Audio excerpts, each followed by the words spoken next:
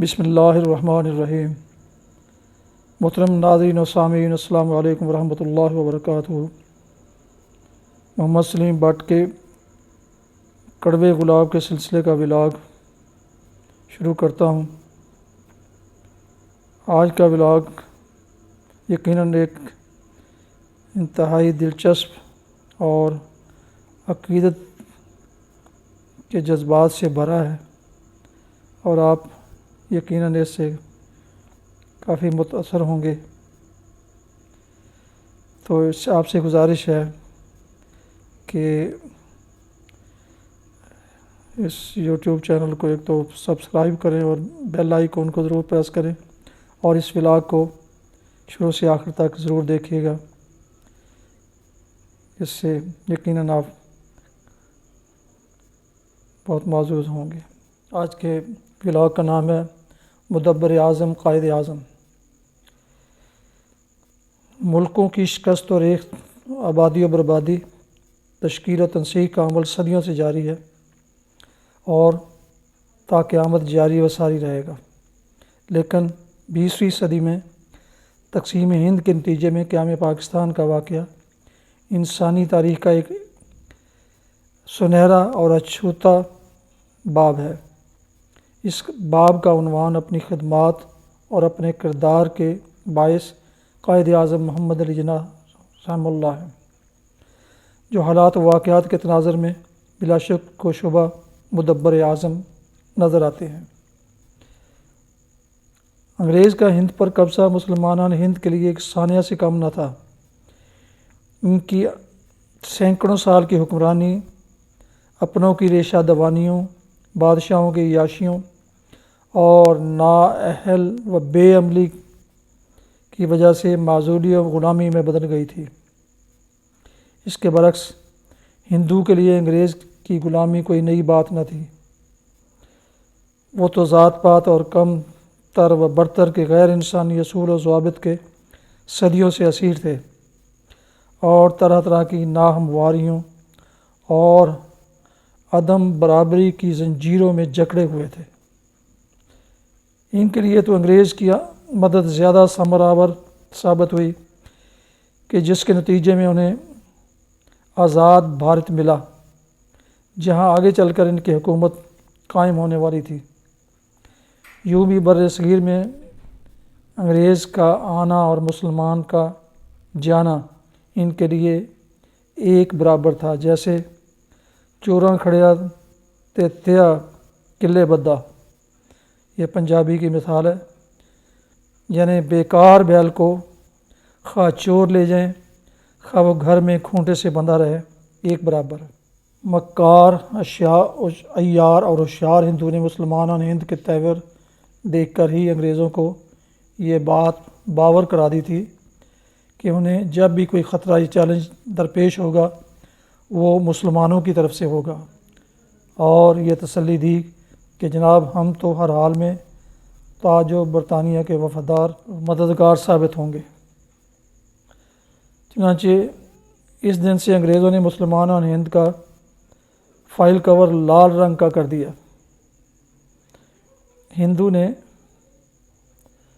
نہ صرف مسلمان بادشاہوں کی سینکڑوں برس کی حکمرانی اور اپنی محکومی کا بدلہ لینے کے لیے برطانیہ کے حکام کو بھڑکایا، بلکہ خاموش منصوبہ بندی اور چھپی ہوئی سازش کے تحت مسلمانوں کو ذات پات، طبقات، ذمہ دار اور مزارع، بے علم اور با علم، پنجابی، سندھی، بلوچی اور پٹھان، یہاں تک کہ عقائد کے لحاظ سے مخالف گروہوں میں بانٹ دیا، جس سے علماء نے درجنوں محاذ کھول کر آپس میں دست و گریبان ہونا شروع کر دیا۔ ہندو کی اس گہری چال کا حضرت محمد علی جناح کو اس وقت پتہ چلا جب وہ کانگریس میں شامل ہوئے، اور کانگریس کی قیادت کو انہوں نے قریب سے دیکھا۔ حضرت محمد علی جناح رحمہ اللہ علیہ بلا کے ذہین و فتین انسان تھے۔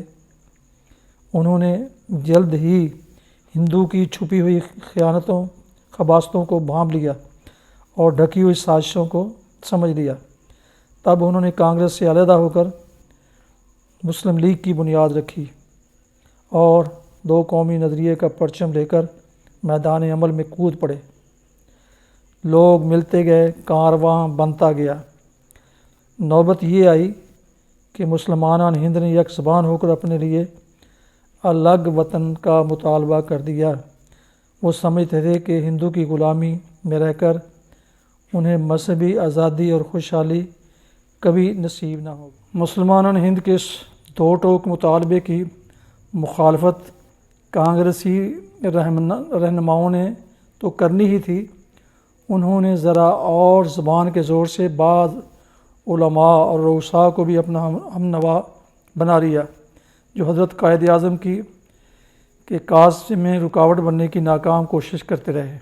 نیز سکھوں اور دوسری اقلیتوں کو بھی پاکستان دشمنی پر معمور کر دیا۔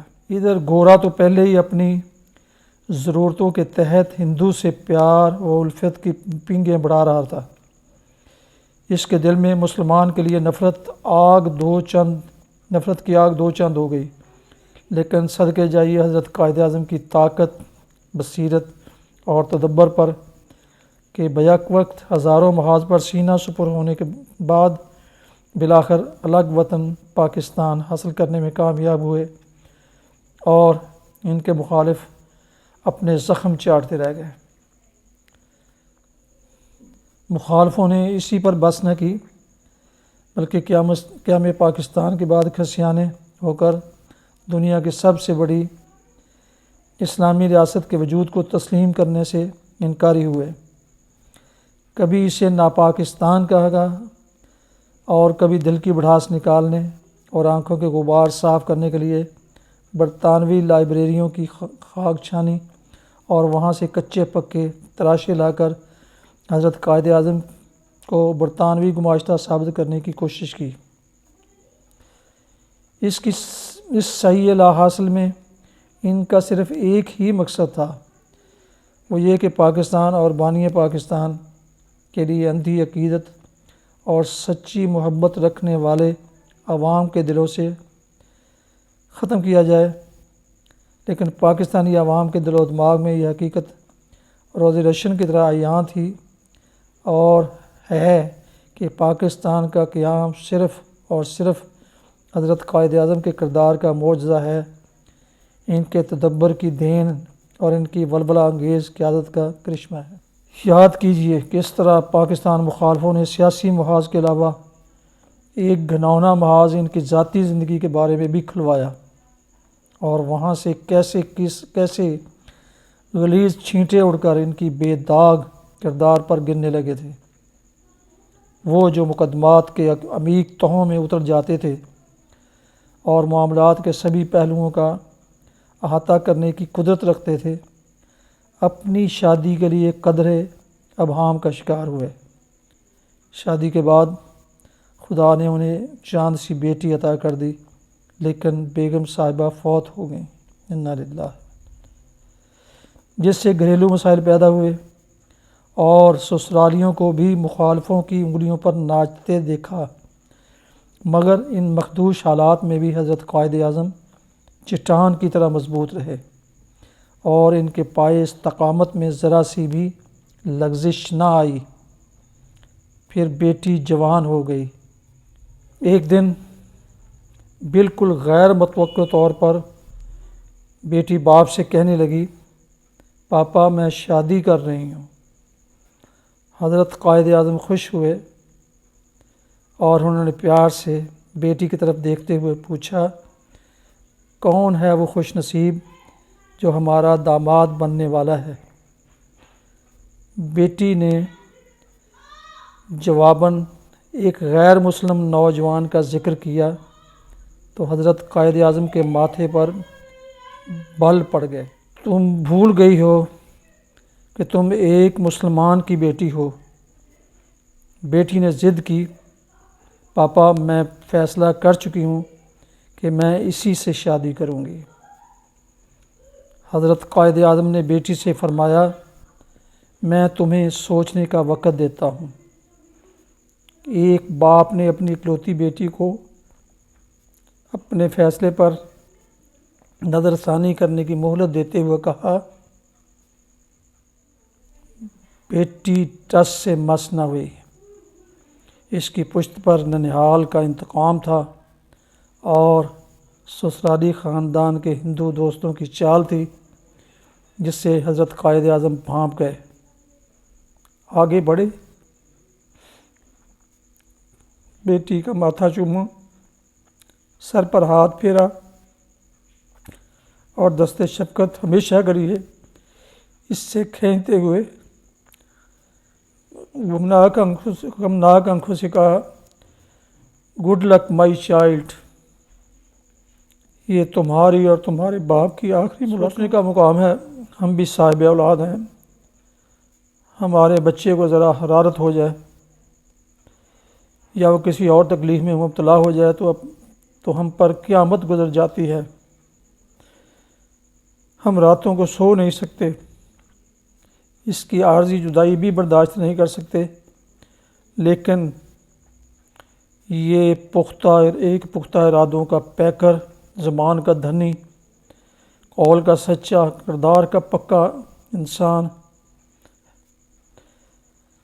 کہ اکلوتی بیٹی کے لیے اپنی قوم اور وطن کی آزادی کی خاطر کتنا کڑا اور بڑا فیصلہ کرتا ہے۔ ہمارے دور کی ایک سیاسی پارٹی، عوام جس کے دیوانے اور پروانے تھے، محض دنیاوی مال و اسباب کے لالچ میں ٹکے ٹوکری ہو گئی۔ یہ تانگا سواریوں کی پارٹی، جن کے قائدین انتہائی مستحکم حکومتوں کے تختے الٹ دیتے تھے، میں نے انہیں اپنی اولاد کی فلور ملوں کے لیے اثاثوں سے زیادہ ناجائز قرض جات منظور کرانے کے لیے بینکرز کو بلیک میل کرتے ہوئے دیکھا۔ کہاں قائد اعظم اور کہاں یہ زر کے غلام، وہ آسمان، یہ زمین، ان بے ضمیر اور رسا گیروں کے سامنے حضرت محمد علی جناح 14ویں کے چاند کی طرح منور و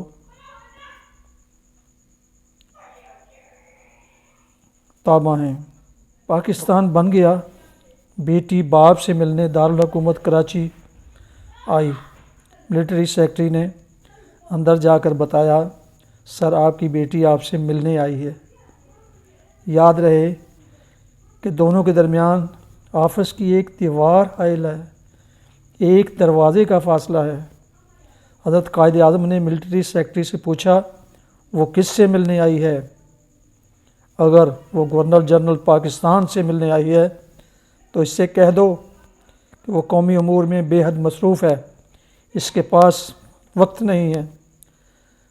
اور اگر وہ باپ کو ملنے آئی ہے تو اسے یاد کروا دو کہ وہ رشتہ تمہاری شادی کے ساتھ ہی ختم ہو گیا تھا، لہٰذا میں ملاقات سے قاصر ہوں۔ کیا پورے پاکستان ہندوستان میں ایسے آنی عزم کی کہیں کوئی دوسری مثال ہے؟ اس قائد اعظم نے پاکستان بنایا ہے، خدا انہیں جنت میں اعلیٰ مقام دے، آمین یا رب العالمین۔ محترم خواتین و حضرات، یہ تھا آج کا محمد سلیم بٹ کے کڑوے گلاب کے سلسلے کا ولاگ۔ ختم کرنے سے پہلے آپ سے گزارش ہے کہ یوٹیوب چینل کو سبسکرائب کریں اور بیل آئیکن کو ضرور پریس کریں تاکہ آئندہ ایسے نوٹیفیکیشن آپ کو بر وقت ملتے رہیں۔ خدا آپ کا حامی و ناصر ہو، اپنا بہت خیال رکھیے۔ السلام علیکم ورحمۃ اللہ۔